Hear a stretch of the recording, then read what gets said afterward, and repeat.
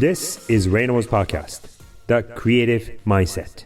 Hi, everyone. Welcome to The Creative Mindset, a podcast about what the future holds at the intersection of creativity and technology. I'm Ray Nomoto, the founding partner of I&Co, a global innovation firm based in New York and Tokyo. The topic of branding is one of the recurring themes of this podcast. While we've seen many new brands become an overnight success in the age of TikTok, we've also seen some old ones become new again. Today's guest, Ana Andjelic, is someone who knows a thing or two about branding in this new age of brand marketing. Named twice to Forbes' top CMO list, Ana Andjelic is a brand executive, doctor of sociology, and author of The Business of Aspiration. Most recently, she was the global chief brand officer of Esprit, responsible for Esprit's new brand vision and repositioning strategy in Europe and market re-entry in North America and Asia Pacific. Prior to Esprit, Ana led the successful rebrand of Banana Republic, resulting in 27% year-on-year comparable sales increase. Ana also held positions as a CMO of Monsieur Gabriel and chief brand officer of Rebecca Minkoff, where she introduced the Female Founders Collective platform. Early in her career, Ana worked at top global advertising agencies. She's a widely read columnist, speaker, and advisor, and writes a popular weekly newsletter, The Sociology of Business. Although we had never met, Ana and I happened to cross paths in the same creative agency, but in different offices almost 20 years ago. You'll hear us exchange our collective memories way back when. Today's conversation centers around reviving brands. Having gone through several rebranding efforts in the last decade, she was the perfect person to talk to. So let's get started. Ana, good to see you. Good to see you too, Ray. Thanks for having me. Where do I find you? Where are you joining this conversation from? This conversation right now is from Miami. Yeah. So you've been, instead of a bi-coastal, you've been a New York, Miami, double city resident. Yes. I mean, it was a lot of back and forth. I think I spent 10 days, and it's probably the longest I spent in Miami. Oh, wow. Okay. Because the weather in New York has been so bad. I know. And then I missed the earthquake and the eclipse and the rain. So I'm hiding from biblical malaise. That's right.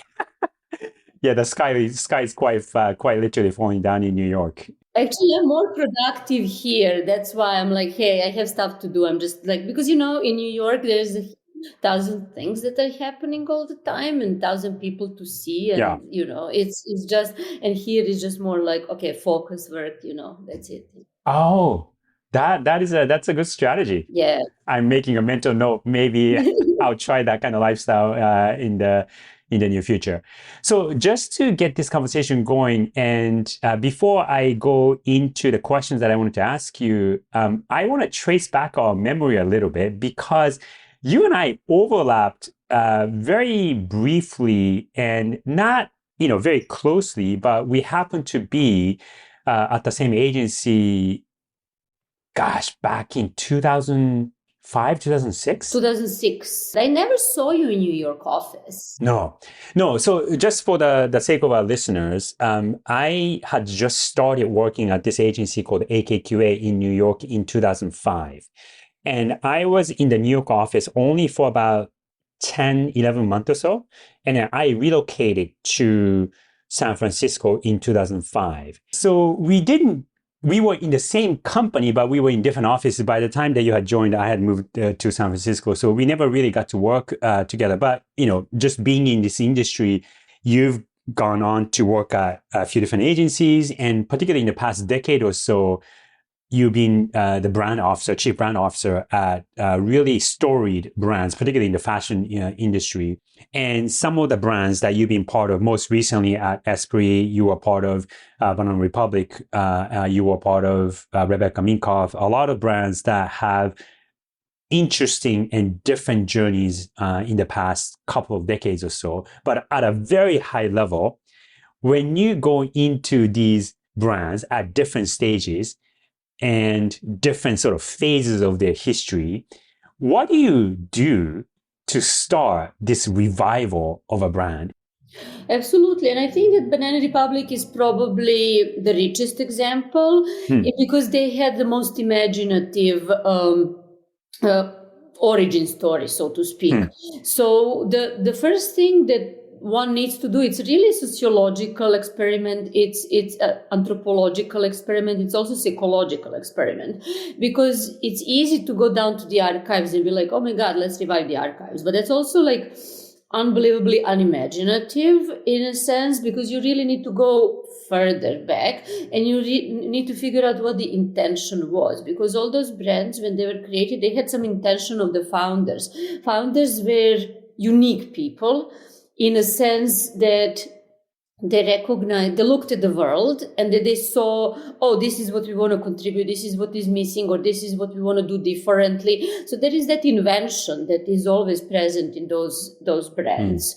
And you need to unlock, as a chief brand officer, you need to unlock what that invention was, what that impetus was, what that intention was. Okay. So for Banana Republic, it's easy to get lost in the idea of Banana Republic is a horrible name, and even has always been, even more so today. But then when you really go back and you see who were the Zieglers, Mel and Patricia Ziegler, the founders, they were a journalist and a graphic designer, and they were inventing these imagined worlds. They were hand drawing the maps themselves. So imagine that level of imagination that you say, hey, we're going to create a safari brand, but we're going to hand draw the maps, we're going to put palm trees in a store. They put a Jeep in a store. And we're talking about late 70s here. Experiential retail has not been invented yet at all. So you see, like, that is kind of, and you kind of latch on to that originality. And you build around that. So the original idea of Banana Republic was imagined worlds. Adventure is part of it, but it's not the core promise. The core promise was if we imagine a world, who are those people who live there? What do they wear? Where are they going? Who are they? And that becomes a rich creative territory to then say, hey, when you have Banana Republic look, what is that look about? About that, like, humans have always been drawn by what is behind that bush, what is behind the horizon, So that's kind of like that one of those like basic truths that you kind of riff off through that imagination, which allowed us to go and be more like surreal. And one day there in a desert, the other day there in a castle in Wales, and it kind of allows you to really tell a story, to build the world. He made the brand popular and famous, but I would imagine also that those topics and interests would go in and out of fashion. Safari was one expression of those imagined worlds. Oh, okay. So can you dig deeper into that a little bit? Absolutely. And I mean, I think that's unbelievably astute that what you picked up on. They started with the Safari. They started the Banana Republic as a company. Hey, this is the imagined world. They're like exploring. Somewhere there are those catalogs, and they're like almost like that prep guide, how people dress. And Safari was one expression of that. And then they sold the company, and after that to Gap, and then after that Mickey Drexel came and he did this metrosexual look and workwear for Banana Republic, which was also unbelievably smart because you own that part. But then the origins of the brand were lost. Because Mickey was a merchant, an unbelievable one, the most famous one. Yeah. And it was about the product. It was about like that product selection that's about the workwear, and Banana Republic was unbelievably successful. But then after that successful period, it's kind of started to go down for a series of business decisions and so on. So if you kind of want to reverse that trend, and mind you don't have a lot of time. When you're reversing the trend, there is only so much big window of opportunity for the initial impetus when you put forward the new brand image. Okay. The brand revival takes time. It's not just about the brand, the marketing, the creative. Yeah. It's going to take 3 to 5 years at least. It's a series of operational decisions, business decisions, every product decisions, everything needs to work in sync. But for the first momentum to capture culture's attention, you need to move really fast. So that was that idea, kind of like, no, it's about imagined worlds. That was Safari was the first expression of that imagined world. And then Banana Republic is really about American sportswear, because a lot of brands that exist in that in between preppy, Banana Republic is not preppy, never has been. And on the other side, you have workwear, and it was not workwear either. But what allows you to, when you have that imagined world, is to kind of say, hey, no, we're not speaking in fashion genres because our customers are not speaking in fashion genres. You can actually mix everything you can, because you can say, like, if you have that imagined world, they're like, however their dressing is, it's part of that world. So in that sense, we moved away from safari, but we kept the cues of safari, like oversized pockets, like cinched waist, like multifunctionality. That's why I say American sportswear. It's really that functional maximalism, if you wanna speak about, because you have a lot of attitude in clothes, but it's also very much functional. So you have double belts, you have pants that can be worn during the day or evening. So that opened up a really big, rich design territory for the product. A lot of layering, a lot of oversized. And that was what actually pushed the Banana Republic product into relevance. And I believe that Banana Republic is now pursuing quiet luxury a lot, but again, it allows to go in many different directions. When I was there, we really pushed for that post-genre and that functionality and utility of safari, when you have 35 pockets that all have different purpose, and then you have different layering, and you can wear a vest over different things to kind of give us a direction, not literally safari look, but that utilitarian direction into clothes. Yeah. Given your position, when you come in as a brand or marketing person, and especially at these fashion houses, there are strong characters, i.e. designers, who might have their own vision of what the brand should be. So what's the balance being a marketer and brand builder working with, say, in this context, a designer who may have their own point of view on what they want to make the brand about? How do you negotiate what you think from a cultural and, in your case, sociological perspective, as well as from a creative craftsmanship perspective? That's really valid, and it really depends on an environment. For example, when I was at Rebecca Minkoff, she had her point of view and design, and she knew her audience, and it was very defined. Okay. And then my job is not that. My job is to provide a story around that and to provide different contexts when those clothes are going to be worn. But when you have companies like Gap or Esprit, design teams are different. Design teams, they may have been there a long time. They're very merchandising driven often.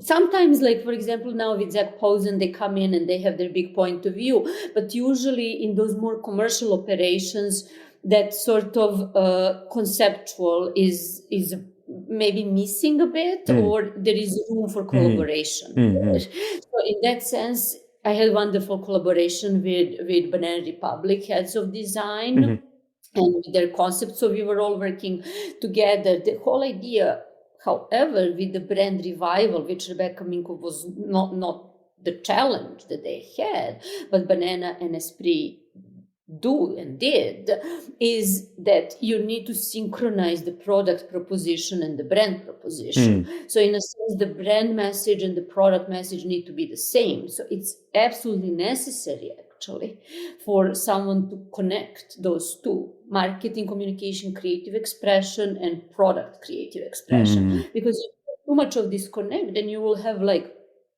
fake advertising, not as pictured, So in absolute sense, those two things need to operate at least at the same annual concept, annual message, and then quarterly messages. So in the case of Banana Republic, you talked about this idea of American sportswear with what you said, functional maximalism, right? So a lot of parts of a garment that have a similar function, but say slightly different functions for this pocket versus that pocket. What are the things that you did in order to deepen this product proposition of American sportswear in the branding and marketing sense? So you start from, that's why it's important to have that concept, because American sportswear is a product proposition. And yes, the brand goes upon that, but the brand proposition was imagined world, expedition in imagination. And the way you sort of conduct that, you have to see like that there is also that middleware, so to speak. Middleware is visual merchandising, retail experience, styling is unbelievably important, wear scenarios, selection of models, selection of art direction, creative direction. So that is how you actually convey that functional maximalism, because you hire a photographer who has rich colors. You don't go for someone who's going to shoot in black and white or portraits or very simple. You just look for ensembles of people when a lot is going on. You use a lot of props. You use a location as a prop, you know? So that is how it comes through. And then that is then translated into specific art direction for the website, which means even e-commerce photography is shot in a similar way with a lot of props, with the lighting that is more soft than it's like if something was minimalistic. So you see, it's very specific creative decisions, but also very tactical creative decisions. When it comes to overarching creative concept, you can't be bound by, like, the execution is functional maximalism, but the idea of the brand, it has to be those imagined worlds, because that's overarching idea. So we had, for the first year, if we had expedition in imagination, this was like legacy of the past, legacy of the present, and legacy of the future as a narrative arc. And that's how you do the product selection and assortment.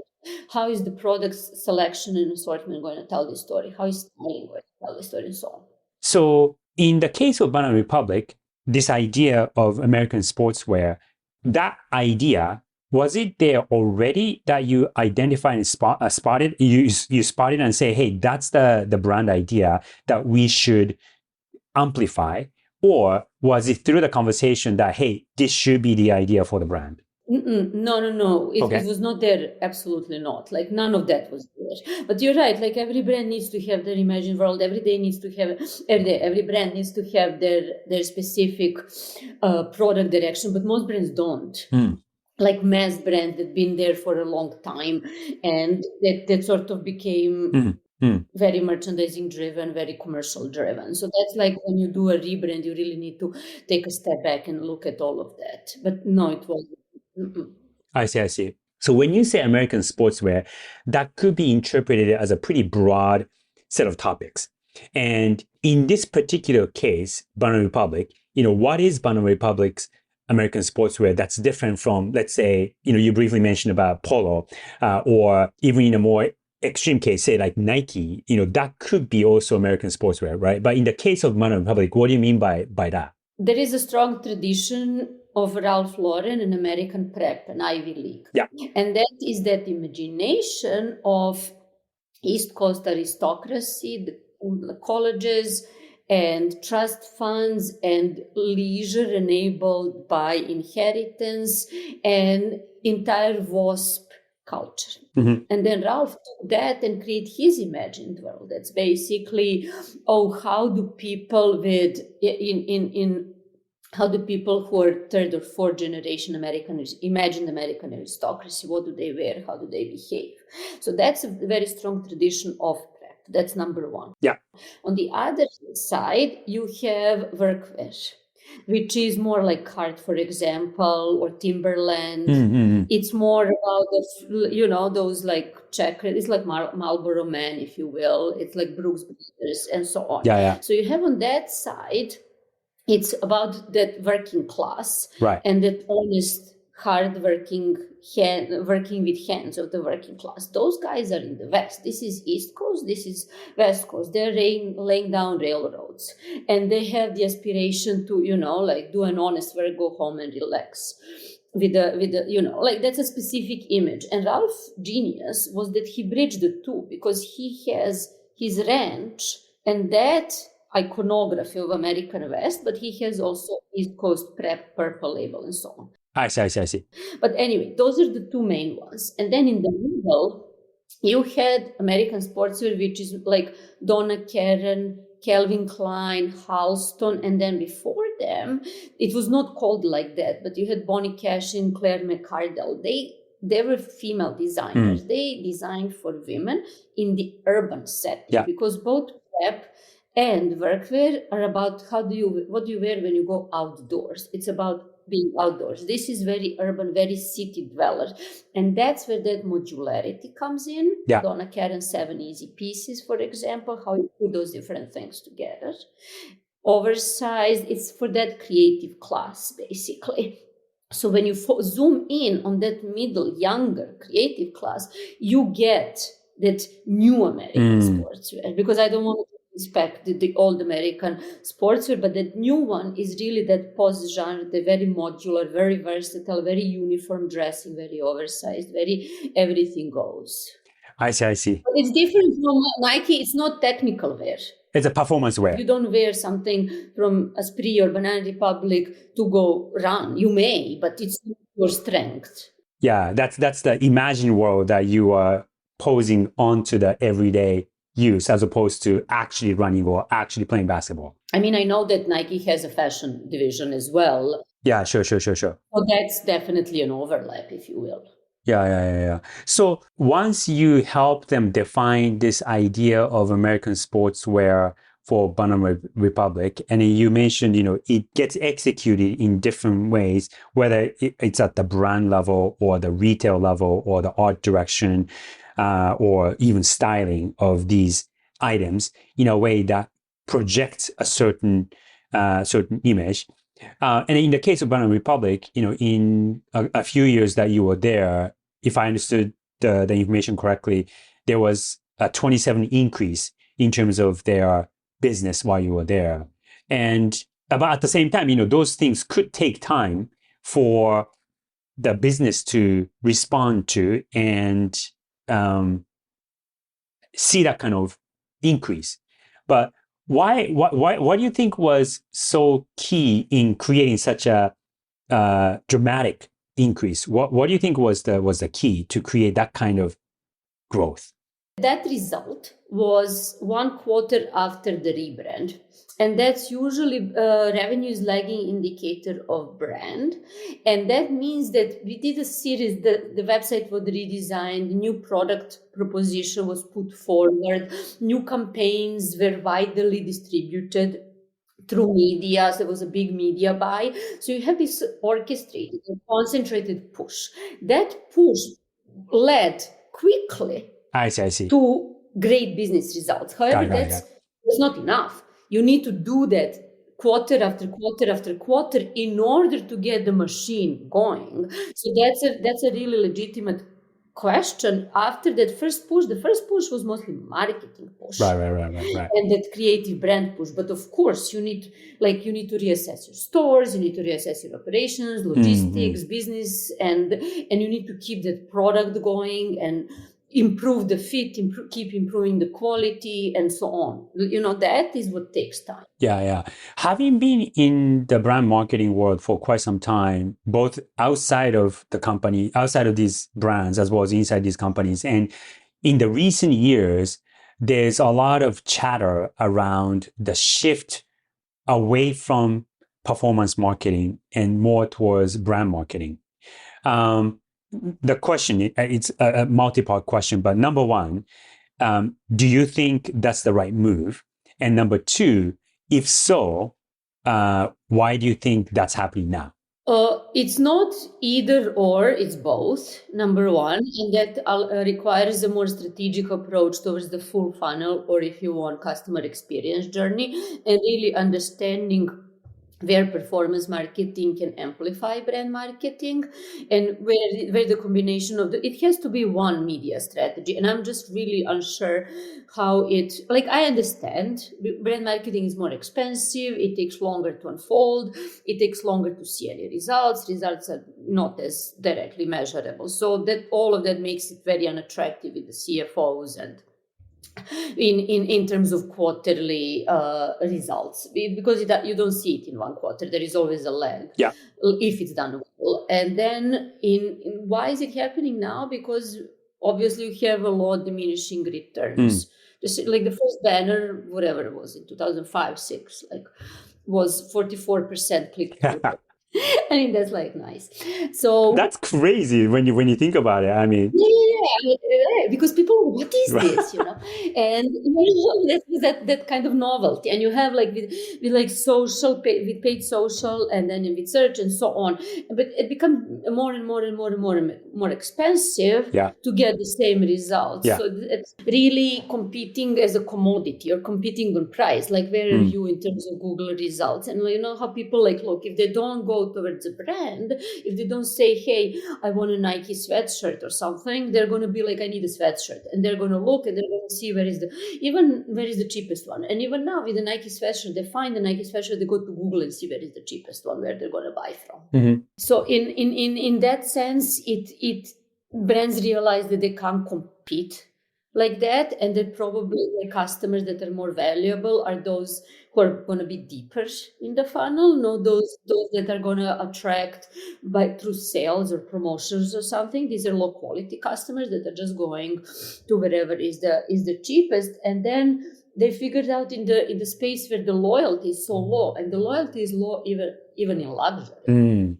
Even in luxury fashion brands, you have people who are not that loyal. So imagine if you go down to CPG or something that is more functional, more everyday. So in that entire environment, I think that people realize they need, like the marketing people realize they need to take a step back and to create a unified strategy. They're going to lose some customers, but those who keep, they're going to be more valuable ones in terms of the repeat visits or average order value, because you're going to give them a membership program, a loyalty program, a specific rewards, and you're going to talk to them specifically. And in that sense, I think that we do have a lot of opportunities with personalization now, with AI that is coming in that realm, to bridge the gap between performance marketing and brand marketing. I don't think there ever should have been that gap, because as I said, performance marketing can be very successfully used to promote an event, which is brand marketing. To give campaign legs with using the same creative campaign create, for example, or marketing create. Or if you have out of home, you use performance marketing to drive traffic there, or to measure traffic, or to connect it. But for whatever reason, that was not part of one strategy. It was very separate. Where do you think then it went wrong in terms of the separation between performance marketing and brand marketing? It's interesting that you mentioned that it should have never been separated, but why do you think it went not necessarily wrong, but why did they go separate ways? I think budget allocation and measurement.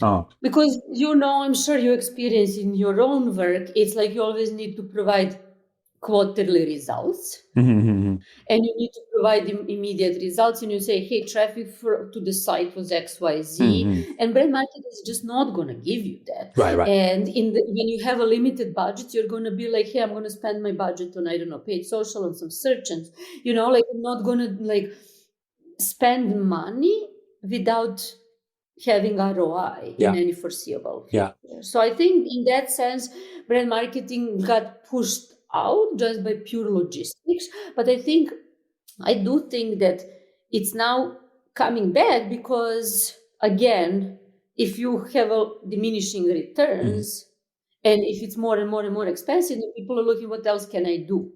Yeah.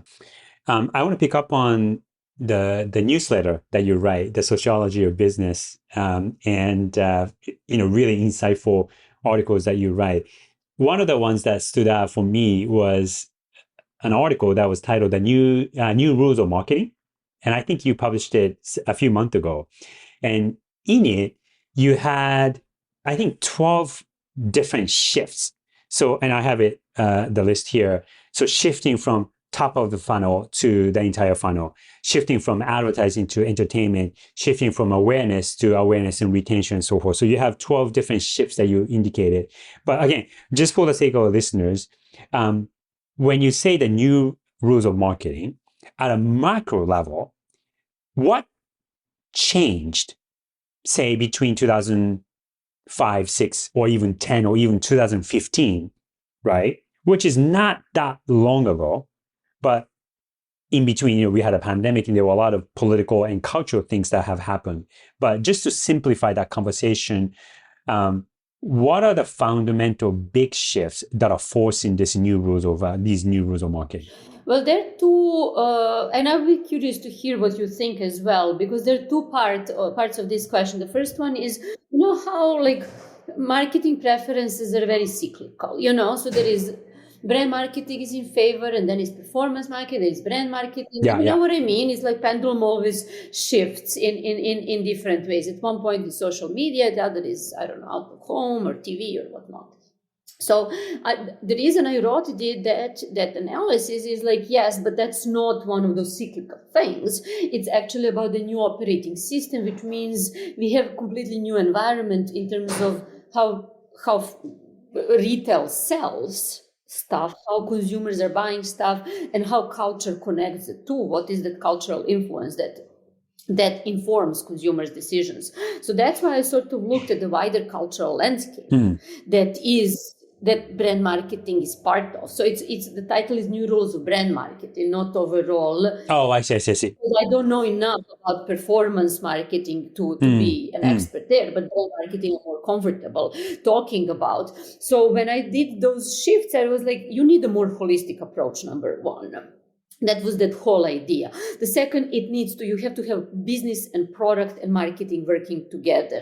So that was almost a proposition for the new process, a new organization internally in order to address the cultural environment where people really don't distinguish between advertising and content and creative and TV and entertainment and art and design and so on. So you see a lot of those shifts are about like, oh, you create merch, or you collaborate, or you create a hospitality experience. So all of a sudden, that entire expression, you're not bound by your discipline. You look for creative expression across different disciplines. And what do you think as someone who is the top creative in this global advertising industry?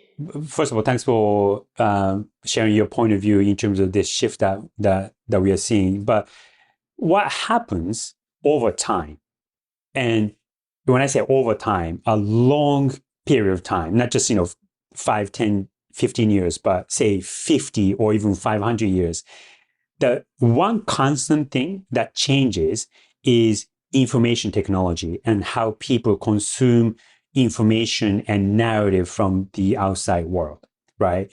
So in the past, say 25 years that we've been in industry, in 2005-ish and before, there was a fundamental shift from the traditional TV, radio, print world to this internet world.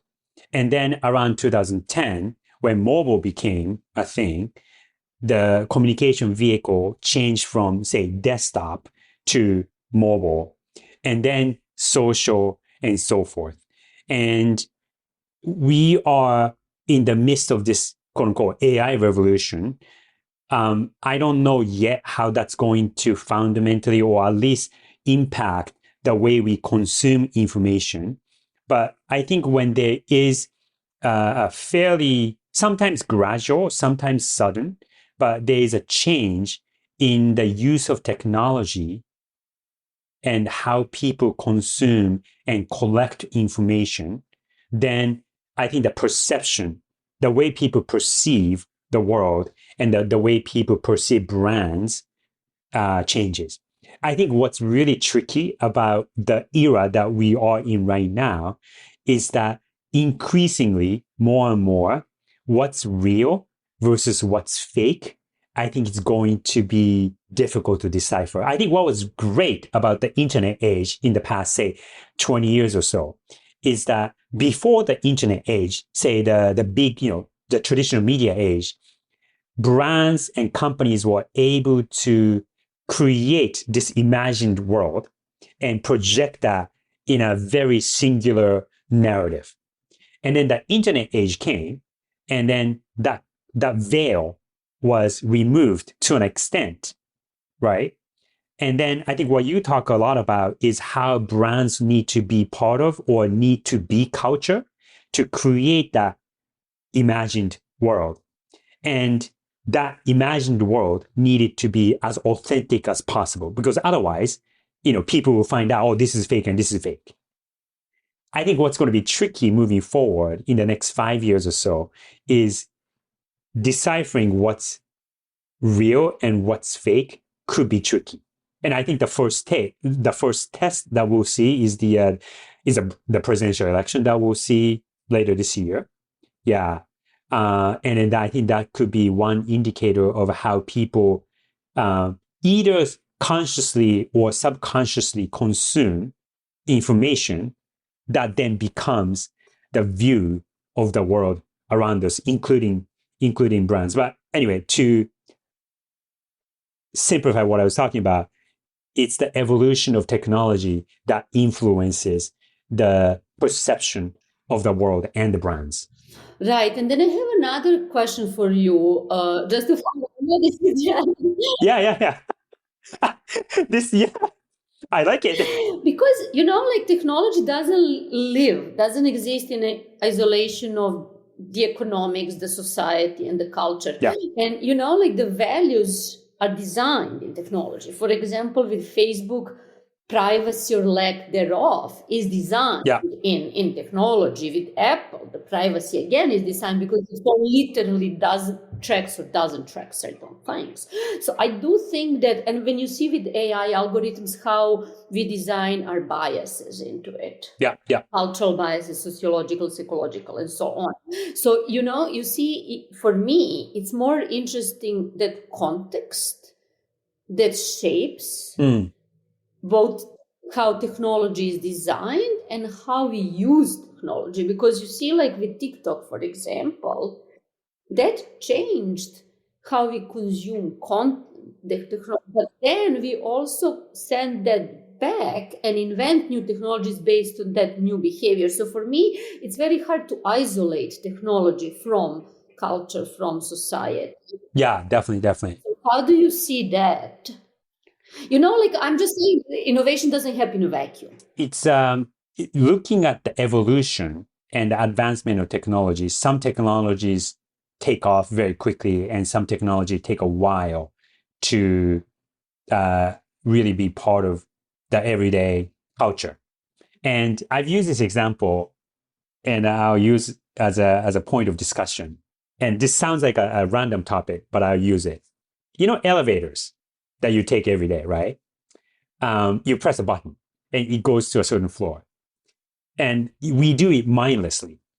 But for that technology to be part of our everyday life, it actually took more than 50 years. It was initially invented way back in like 1890s, right? And it was introduced actually at a convention. Before that, it was a person, asking, hey, what floor would you like to go? And then you operate the elevator to go to the 10th floor or the 20th floor, right? When that technology was introduced, people were scared that, oh, wow, like this isn't operated by a person, so therefore it must be dangerous. When it was introduced, the company and the collection of companies, they actually introduced another kind of technology, which was a safety technology. So even when something happens to the elevator, it would stop and, people wouldn't die. There was a safety mechanism, but it still took 50 years for society to adapt to that to a very simple and very convenient and obviously better technology, right? Do I think it's going to take 50 years for AI to be part of our everyday lives? No, I think it will happen much more quickly. At the same time, I'm noticing that it's going to be a lot more subtle than we think. I mean, there's a lot of talk about, chat GPT this and, AI that sort of thing. But I think the inclusion of technology and specifically AI in everyday cultural context will be a lot more subtle and a lot more gradual. And also, I think, at least I'm finding that there's some amazing things that you can do with AI, but also at the same time, the limitation of AI when it comes to knowledge work. So for instance, I teach a graduate course at Cornell here. And last time that I taught a course was back in 2022. I took a year break and then came back this year to teach. And in that 1 year break, AI happened, or the chat GPT happened. So yeah, So I said to my students, I have 50 students. I said to my students, you know what? I'm not going to tell you to not use AI, because even if I told you, you will use AI. So use as much AI as you want and just be transparent how you use it. Right. And looking at them, some people are very transparent and some people are not transparent. But when you, so, like literally I was spending a couple hours yesterday grading the work, and it becomes a pattern. I get, like, if I look at, say, 3 to 5 people's assignments, I can see a pattern, and they all sound the same. They all sound the same. Yeah. So again, I think technology and AI, they are good in raising the standard to a certain extent. But I also think going above that standard to be different, to be a brand, to be successful, you have to be different from everybody else. Yeah. And that, I think, takes human creativity and human intelligence to make that difference. So the good news with technology is that the standard raises and the average becomes higher than it was 5 years ago, 10 years ago. Yeah. But I think, to answer your question, I think it's absolutely true that technology and culture or technology, innovation can happen in a vacuum. Doesn't. I mean, that's what your elevator example is, and I love it because it's actually, you need to figure out the laws, you need to figure out the unions. Are those people who are like, operating the elevators going to lose a job? Then you're going to see, how do you create a network? Who's going to repair that if it doesn't have, what if something happens, who's going to be there?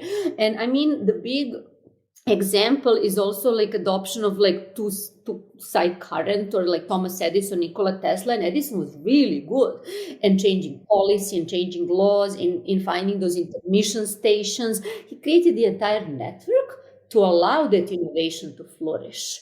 So that's the same thing with AI. You're now talking about that network that may allow AI, because I believe AI is going to become more intelligent and therefore more differentiated. Yeah. They sound the same right now because the ChatGPT uses the same source of information. I think one of the things that becomes a barrier is this psychological barrier that people have about a certain type of technology. Like, electric vehicle is one example. Speaking of Tesla, or autonomous driving is another psychological barrier that people have, and it's taken. Which is logical. If autonomous vehicle runs over someone, who goes to court? Exactly. That needs to be figured out. Yeah. So yeah. But the thing is, on that note, one autonomous vehicle running over a person, even if it's just one example, people freak out about it when,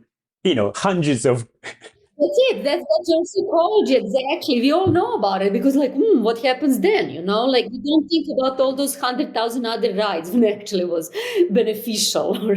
Yeah. As it relates to, say, the impact of technology on marketing and branding, and in your writing, you talk quite a bit about branding and marketing. You don't talk too much about technology, but technology is sort of the undercurrent of these changes that are happening. So can you talk a little bit about like your view on technology and how it influences brand marketing? Yes, and I will first explain my approach overall, and it's a probably good idea to go back to NFTs and blockchain and cryptocurrency, because that's like, it's very foreign to me to seize on technology in itself without actually writing sociologically or about business or about culture. So it's like, for me, the approach is, even when those, to look at the things that existed before, that maybe this technology put to the fore. Or maybe the problem that this technology is solving, like with NFTs, that they're immutable, for example, and that they actually allow you a lot of micro interactions to be recorded. What does that mean? What does it mean how we buy things if our specific percentage of ownership can be recorded, which has not been before? Before it was like a handshake. So you see, like, you just look at the specific behaviors that are enabled, or a specific, and then you go from there.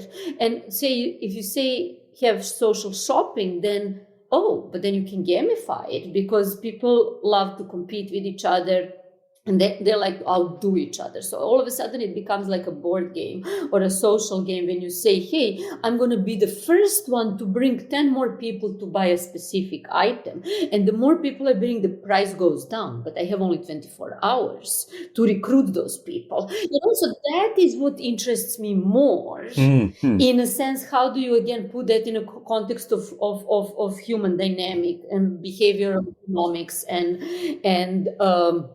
maybe how do you say, sociology at the end of the day.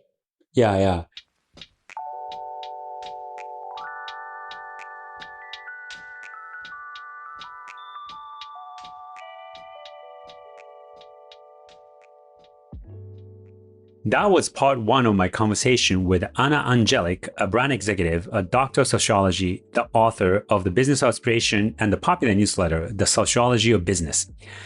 Ana is a rare breed in the industry in that she's able to apply her academic background in sociology to the commercial world, particularly in fashion, very seamlessly. As you heard, I asked her to help me understand how she does this in a practical way in her commercial roles, and here are my 3 key takeaways from my conversation with Ana. Key takeaway number 1, from unique selling proposition, USP, to point of view, POV. From USP to POV. Key takeaway number 2, inside out versus outside in. Key takeaway number 3, performance marketing and brand marketing should never have been separated. Key takeaway number 1, from unique selling proposition to point of view. This is something that I've been talking about for quite some time now as it relates to the shift that we see in the world of marketing and branding. In her case, she's somebody who's practicing this on a daily basis in her commercial roles. One example that she highlighted was her experience at Banana Republic. In the 2 short years that she was there, she was able to help the brand revive and achieve a 27% year-on-year increase in sales. When she came on board at Banana Republic back in 2021, she said that she spoke to various people at the company, all the way from executives to the day-to-day people on the ground. And there were some observations that she made. From there, she was able to identify and articulate the point of view that Banana Republic should have explicitly, which was this notion of American sportswear. And it's not just talking about the brand. She was able to connect that high-level philosophy of the brand into a specific way of making things and specific point of view as it relates to the product themselves. She talked about this idea of functionalist maximalism, where a piece of clothing would have, say, a pocket, but not just one pocket, but many, many pockets, maximalizing a certain functionality as part of not just function, but also the aesthetic of the product.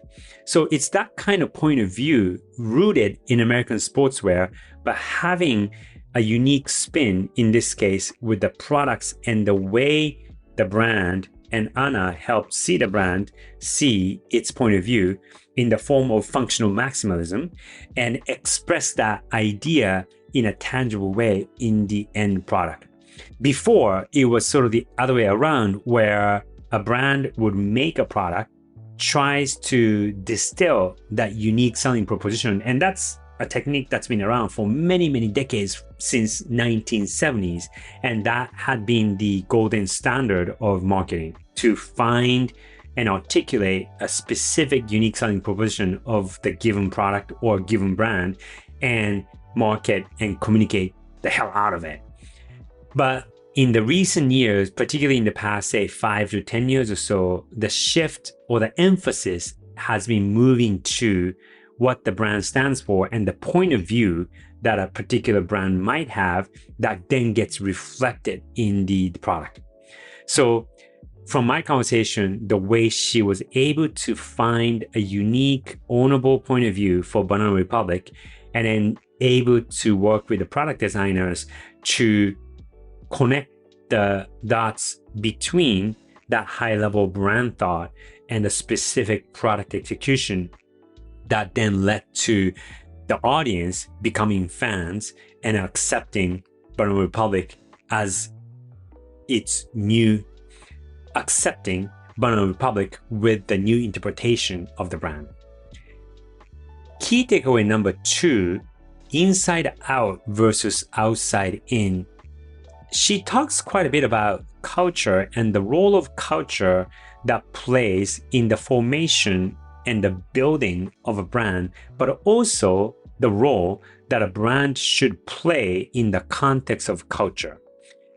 Before, a brand could have a product that you want to sell or thing that they want to say, and again, would use marketing and advertising as a way to spread that message. But now, in the age of TikTok and real-time communication and transparency, just saying things for the sake of saying it and expecting the audience would accept that message is no longer viable. Instead, brands should be always at least observing culture and try to take in from outside in what's happening in the outside of the boardrooms and meeting rooms of a brand, and take the inspirations and specific cues from culture and then be able to reflect quickly into the brand and their products. So this approach, thinking outside in versus inside out, it's something that's been said in the past decade or so, but now that's the reality of brand marketing in the 21st century. Key takeaway number 3, performance marketing and brand marketing should never have been separated. After realizing that performance marketing in the short term might be able to achieve certain results, but in the long term, it's possibly damaging to the brand itself. So a few brands have either shifted back or leaned more into brand marketing versus performance marketing. With that, when I asked Ana that question, hey, is this what you're seeing? Is this the pattern, the new pattern that we are witnessing as marketing and branding evolve in this age? She said that, and this is something that I didn't expect her to say, which is performance marketing and brand marketing should have never been separated. And in hindsight, that may be a very straightforward thing to think about, but it was refreshing to hear from a brand marketer that these things should never have been separated. As a brand marketer, performance marketing is something Ana pays close attention to. She might not write about it as much, but it is something that is a vehicle and a tool for any brand marketer to turn on when they need in order to achieve certain results that they need to achieve. So the 3 key takeaways from my conversation with Ana Andjelic today. Key takeaway number 1, from unique selling proposition to point of view. Number 2, inside out versus outside in. And key takeaway number 3, performance marketing and brand marketing should never have been separated. If you are listening to this on Spotify, there's a Q&A field, so please do send us your questions and comments. And if you like our podcast, please leave us a 5-star rating. We'd be so grateful. In the next episode, we talk about her thoughts on the new rules of brand marketing. Stay tuned. I'm Ray Namoto, and this is The Creative Mindset. See you next time.